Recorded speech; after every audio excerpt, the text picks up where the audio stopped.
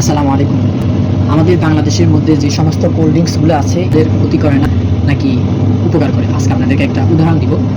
বাইরের দেশে কিন্তু এগুলা নিষেধ করে বাচ্চাদেরকে দেওয়ার জন্য। প্রাপ্তবয়স্করা অবশ্যই খেতে পারবে, সমস্যা নেই। তবে সীমিত আকারে।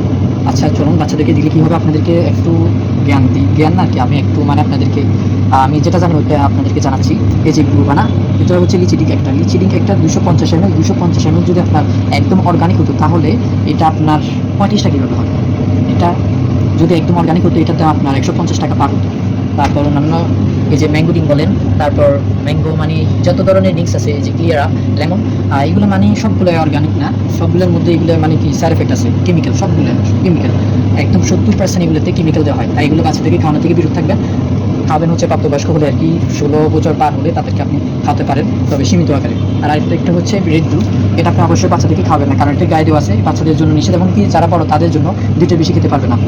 আবার যারা প্রেগনেন্ট আছে তার আবার যারা মায়ের দুধ খায় আর কি, তাদের জন্য এটা খাওয়া নিষেধ, তাহলে আপনার বাচ্চার ক্ষতি হতে পারে। তাই আমি বলবো সবাইকে, আর সবাই সতর্ক থাকবেন, সতর্ক করবেন, সবাইকে সতর্ক রাখবেন।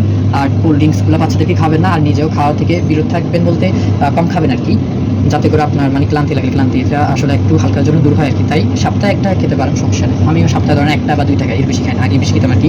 তো সবাইকে ধন্যবাদ, আসসালামু আলাইকুম। আর ভিডিওটি অবশ্যই শেয়ার দিবেন সতর্কতার জন্য আর কি।